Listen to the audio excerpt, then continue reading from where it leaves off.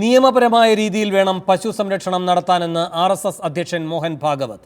പശു സംരക്ഷണത്തിന്റെ പേരിൽ രാജ്യത്ത് നടക്കുന്ന അതിക്രമങ്ങളെ പിന്തുണയ്ക്കുന്നില്ല.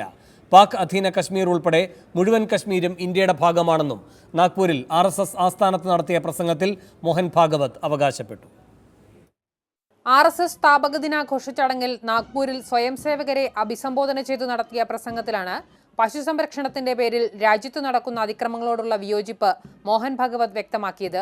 നിയമപരമായ രീതിയിലാണ് പശുക്കളെ സംരക്ഷിക്കേണ്ടത്. പശു സംരക്ഷണത്തിന്റെ പേര് പറഞ്ഞ് നിയമലംഘനം നടത്തുന്ന സാമൂഹ്യ വിരുദ്ധരെ തിരിച്ചറിയണമെന്നും മോഹൻ ഭാഗവത് പറഞ്ഞു. राज्यों में गौरक्षा के कानून है.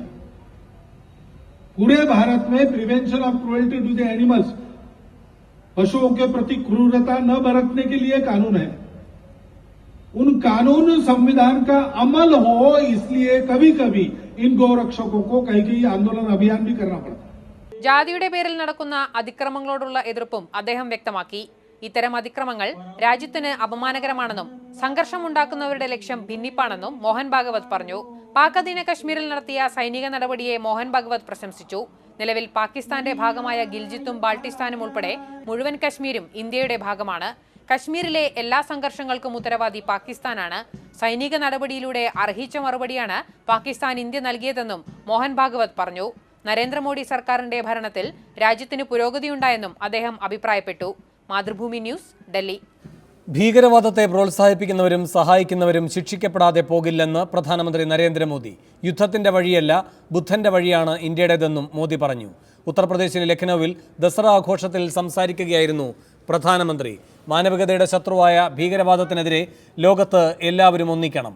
ലോകത്താദ്യമായി ഭീകരവാദത്തിനെതിരെ പോരാടിയത് ജഡായുവാണെന്നും മോദി പറഞ്ഞു. സമൂഹത്തിലെ എല്ലാ തരത്തിലുമുള്ള ദുരാചാരങ്ങളെ തുടച്ചു നീക്കണമെന്ന് പറഞ്ഞ മോദി സ്ത്രീകൾ രാജ്യത്ത് ബഹുമാനിക്കപ്പെടണമെന്നും ആവശ്യപ്പെട്ടു. പശു വിവാദം പഴങ്കഥയായോ എന്നാണ് സൂപ്പർ പ്രൈം ടൈം ചർച്ച ചെയ്യുന്നത്.